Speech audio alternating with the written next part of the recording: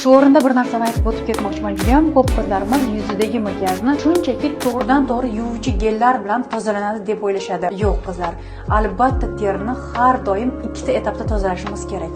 Birinchi etap demakiyaj, ikkinchi etap va bu terimizdagi muammolar bilan chuqurroq kurashadigan mahsulot hisoblanadi. Shuning uchun hech qachon serum etapini qoldirib yubormang. Serum yuzimizdan parlanib uchib ketmasligi uchun albatta krem bilan fiksatsiya qiling. Eng birinchi bo'lib ajinlar ko'z atrofidan boshlanadi.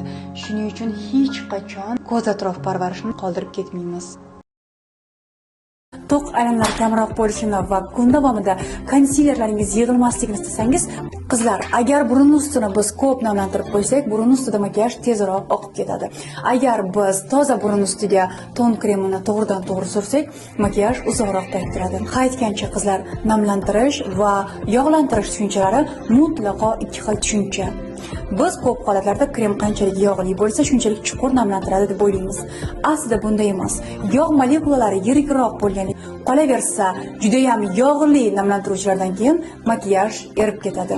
Chunki yog' bu eng kuchli professional bazalardan foydalanishingiz shart emas. Shunchaki har bir makiyajlarda namlantiruvchi kremlardan, make-up baza o'rnidan foydalanishingiz mumkin.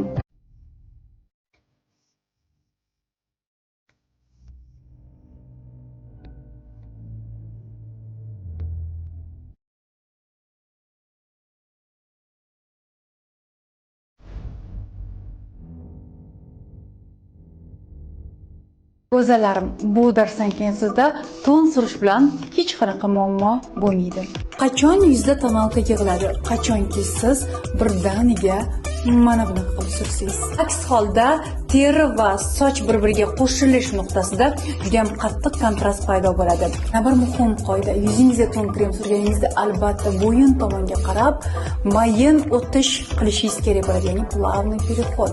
Qizlar, agar tonni sponj bilan sursanglar, mana bu ishni qilmanglar. Xo'sh, ton kremini sponjda surgan yaxshimi yoki kisda surgan yaxshimi? Quyida javob beraman. Qizlar, agar sizlarda teringizda qurishlar, ko'chishlar yoki relyefning muammolari bo'ladigan bo'lsa, yaxshisi ton kremini. Ushbu makiyaj hozirgi kunda eng ko'p siyosatchi ayollar, qirollik oilalaridagi ayollar, mashhur ayollarni tanlovi hisoblanadi. Ushbu tonalka lifting effekt bergani uchun, yuzni juda ham tarang ko'rsatgani uchun menga yoqadi. Bu konsilerni hamyonbop varianti. Konsilerni surgan joyingiz o'zida yoyib chiqasiz. Yuzni modellashtiruvchi texnikalari bu contouring, strobing hamda draping texnikalari. Hozir bular nima ekanligini tushuntiraman. Agar sizlarda mana bu joyingizda o'zbekchasi kelmaydi, vaqtni qayermanchi, второй подбородок bo'ladigan bo'lsa, bu yerga qo'yasizlar va mana bunaqa qilasizlar. Va hammasi soya orqasida qolib ketadi. Agar yuzingizni uzunchoqroq ko'rishni xohlasangiz, ozgina diagonalniroq ishlaysiz, ya'ni burningizni uchiga qarab yurasiz, tepsiz. Agar burningizni ingichkaroq ko'rinishini xohlasangiz, burun devorlarini eng yuqori joyiga ikkita tomonlama skulptur qilasiz. Kelamiz.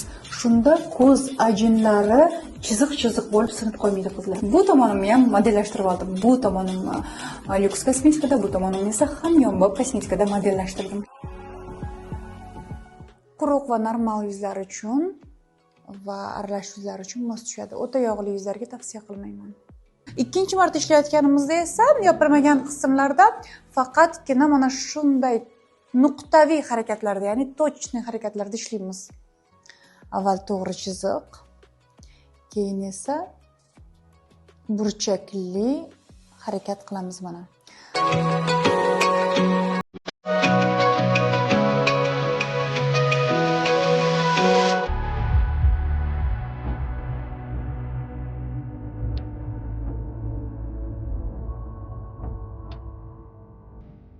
Judayam ko'p holatlarda qizlarimiz aytishadi, eng qimmat tellarni olaman, eng qimmat rumyanlarni olaman, lekin yaxshi surilmaydi deb.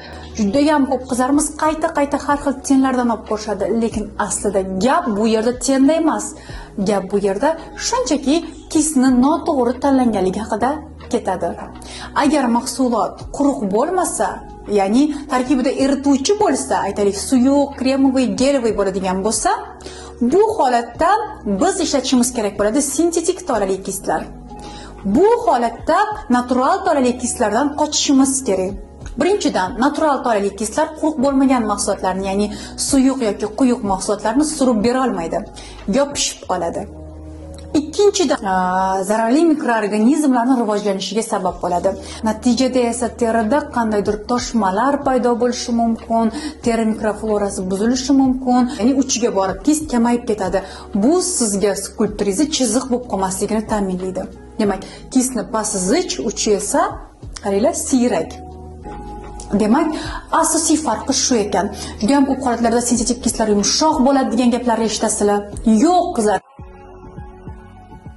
Qoracharoq qizlarimizga issiqroq rangli, tabiiy jigarrang rangli ranglar yaxshi tushadi. Yaltiroq ranglardan ko'proq tushadi tilla rang yoki agar hali umuman tengingiz bo'lmasa, bu paletlardan ikkalasi ham sizga to'g'ri kelmaydi.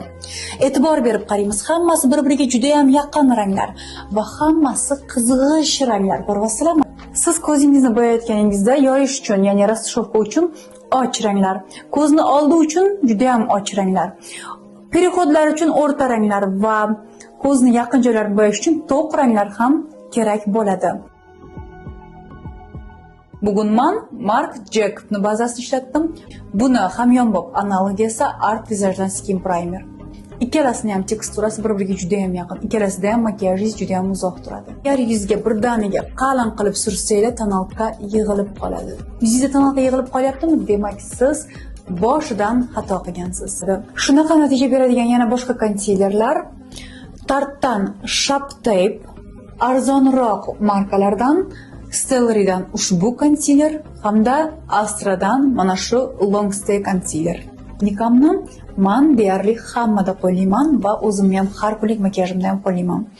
Rangimizdan ko'ra to'qroq rangli pudra olamiz. Sizga juda ham ajoyib texnika o'rgataman. Konturingda agar siz mana shu burchagingizni o'tkir burchakli bo'lib turishini xohlasangiz, mana bunaqa yumaloq ishlamaysiz. 24 soat ideal matoviy finish beradigan pudra. Bu hamyonbop, bu lyuksovый. Rumyanalarimiz ham xuddi yuzdan chiqib turgandek ko'rinishni boshlaydi. Agar biz oldin rumyana surib, keyin kerakli joylarga pudra ishlatsak. Yana muhim qoida, mana bunaqa uzun harakatlar emas, balki mayda, bir-biriga qo'shiluvchi kalta harakatlar yordamidagina biz qat'iy tekislik, ya'ni cho'tqisga bo'lishimiz mumkin. Yig'ilgan lopatkroq forma bilan ko'z ostini bo'yab olamiz. E'tibor bering, rang olayotganda kisni uchi bilan yon tomoni bilan olyapman va shunaqa holatda ishlatyapman.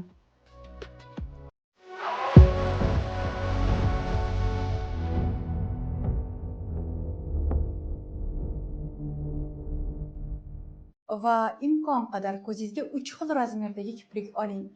Oldiga kaltaroq, o'rtaga o'rtacharoq, orqaga uzun olishingiz mumkin. Ya'ni qovog'ingizda shu qismi osilgan bo'lsa, bu yerga kaltaroq, eng oxiriga ham kaltaroq, aynan osilgan qismga uzunroq qo'yishingiz mumkin. Bu esa sizni ko'zingizni qovoqlarini yashirib turadi. Arzoni va yaxshi kleylardan biri bu duo. Duoni oqqa qorasi bo'ladi. Men oqqani ishlataman, chunki u joylarga tegib ketsa ham shaffof bo'lib quriydi va bilinmaydi. Qorasi tegib ketsa, birozgina makiyajingizni xunukroq qilib qo'yishi mumkin. Bo'yashdan avval labimni chetki konturlarini tonalka bilan shunaqa yopib tashlayman. Qalam sirpanmasligi uchun birozgina pudra qilaman, yuzimga ishlatgan pudradan. Labimni tabiiy tug'ma konturini yopaman va endi qalam bilan ishlab chiqamiz. Bizda karkas paydo bo'ldi. Endi buning uchun qalamni yotqizgan holatda biroz bo'yab chiqamiz. Qalamni tikka qilib bo'yamaylik, u qalam ketadi. Qizlar labda forma paydo bo'lgandan keyin shunaqa qilib ichini to'ldirib olinglar. Va faqat labni ichini to'ldirgandan keyingina hajm va tekislik qo'shib chiqinglar. Chunki labni ichi to'la bo'lmasa, qizlar sizlarga strelkani uchini ingichka chiqarishdagi eng asosiy qoidani aytaman. Birinchidan, strelkangiz uchini mana bu yergacha kelishini xohlayapsizmi? U holda harakatni ichkaridan mana shu yerdan boshlab boshlang. Ya'ni bu yerga qo'yib tortmang. Ichkaridan boshlab torting va qayerda tugatmoqchisiz, o'sha yerga yaqinlashganingiz sari qo'lingizdagi kuchni kamaytiring. Ya'ni nomiga teginish deyiladi-yu, yelika sayz mana aytgancha judayam tekis chiqishi uchun nima qilishinglar kerak? Mana bunaqa mayda shtrixlarni, mana borib keluvchi mayda shtrixlarni qilishinglar kerak bo'ladi. Demak, xayol bilan bo'yaganingizdan keyin birozgina uni yoyib tashlaylar. Bo'lmasam ko'zni ichi juda ham qattiq ajralib qoladi. Bekingni olib tashlagandan keyin esa sizda skulptorlar va rumyalar yana ham tabiiyroq ko'rinishni boshlaydi. Chunki beking bularni polirovka qiladi va ton juda ham stoyki bo'ladi. Bu mutlaqo noto'g'ri tushuncha.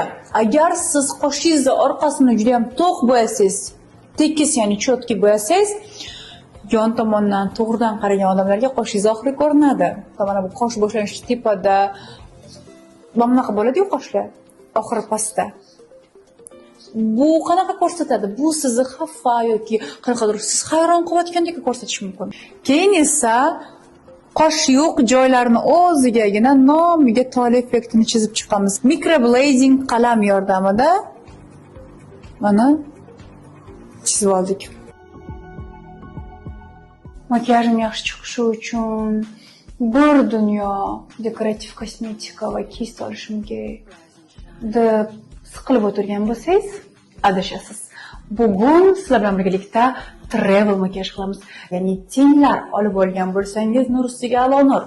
Agar olmagan bo'lsangiz, bronzeringizdan foydalanishingiz mumkin yoki yuzingizga ishlatgan rumyanadan ham ten o'rnida foydalanishingiz mumkin. Modellashtirish texnikasini oxiriga yetkazamiz. Burnimni uchiga va boshlanishiga highlighter surdim ixtiyoriy ravishda. Labimning ustiga highlighter surdim va kichik qismlarga barmoqlarimiz bilan juda ham yaxshi surladim. Aytaylik, shaharda yoki boshqa shaharlarga sayohatga borganimda mana shu SPF dan foydalansam, lekin aynan bassenda yoki dengizda cho'milmoqchi bo'lganimda mana bu SPF dan foydalanaman. Chunki bassen va dengizlarda foydalanilgan SPFingiz suvga chidamli bo'lishi kerak. Bu aynan suvga chidamli SPFlardan biri.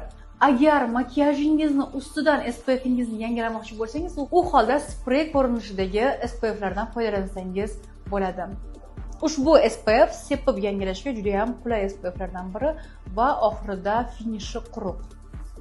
Chimodanimni yarmi kosmetika bilan to'lmasligi uchun har doim bitta paletkada bir nechta ishni qilishga harakat qilganman. Mana bunaqa 4 tasi bittada, 5 tasi bittada paletkalar olib ketaman. Ko'tarib yurmaslikka harakat qilaman. Ayniqsa zapechonniy tenlarni, ayniqsa Tom Fordni tenini, chunki zapechonniy tenlar ko'p harakatlanganda joyidan ko'chib qoladi yoki parchalanib ketadi. Kuruzni voloknalarda sursari juda ham yaxshi suriladi. Men esa ekspress makiyajku qo'limda suraman. Barmoqlarim uchida shunaqa qilib yupqa qilib surib chiqaman. Agar krem tengingiz bo'lmasa-yu allaqachon siqilishib ulgurgan bo'lsangiz, siqilib o'tirmang. Shunchaki o'zingizda bor har qanaqa yaltiroq tenlardan birortasini oling. Masalan, aytaylik, mana bu qizg'ish rangni oldim Tom Forddan. Va ko'zingiz platformasiga barmoqlaringiz bilan suring. Davom etish, ya'ni продолжение degan strelka chizishni o'rgataman. Kipriklarimizni eng oxiriga qo'yamiz va bitta yengil chizib tortamiz. Sizda shunaqa strelka paydo bo'ladi. Va bu har kunlik obrazingizni juda ham chiroyli ko'rsatadi. Shuning bilan birgalikda strelka bo'lib, og'ir strelka emas. Salom go'zalim. Bugun sizlar bilan birgalikda lifting makiyajni o'rganamiz. Agar siz kelin, qiz bo'lsangiz va oyijon, qaynona-oyijonlaringizga qilib qo'ysangiz, ular keyingi makiyaj qilishingizni kutib o'tirishadi. Chunki bu birinchidan terini taranglashtiradi, ikkinchidan qon aylanishini yaxshilagani va drenaj hisobiga yuzdagi otyoklashishlar, osilishlar ancha ketadi. Bizda mana bu yerlarda chuqur sinishlar paydo bo'lgan bo'lsa, u holda bu qismlarga ham albatta birozgina och konsilerlardan foydalansangiz bo'ladi. Bilasiz, konsiler hajm beradi, ya'ni chuqurliklarni to'ldirish vazifasini bajaradi. Mana ishlataman, rumyanani ham imkon qadar ko'taribroq suramiz, ya'ni o'zimiz yanoqlarimiz masalan bu yerda bo'lsa, biz teparoqga suramiz. imkon qadar biz yanoqlarni vizual ko'tarishga harakat qilishimiz kerak bo'ladi. Mana. Va pudrani tashqaridan ichkariga qarab suraman. Ana shunda ko'z atrofidagi chiziqlar ichi sinib qolmaydi. Xohlaysizmi, yo'qmi, ajinlar baribir bilinadi. Lekin shu holicha bunaqasiga surib yuborsangiz ko'proq bilinadi. Ha, aynan lifting makiyajda shunaqa highlighterdan foydalanishimiz kerak. Chunki bunday highlighterlar terida juda ham yupqa yotadi. Qalin va effektli highlighterlar esa ajinlarni ko'proq bildirib qo'yadi. Yanimcha sizga tushuntira oldim. Agar sizni yoki siz ishlayotgan mijozni aytaylik, ikkinchi iyak manimcha bo'ladi. Второй подбородок bo'lsa, bu qismni mana suxoy skulptor bilan mana bunaqa qilib ishlaymiz. Yuz va bo'yinni mana bu qismlarni ajratamiz. Mana brilaga ishlagan joyimizga tekkizmaymiz, balki mana bu joyni albatta skulptor yordamida bo'yin va yuzni ajratamiz.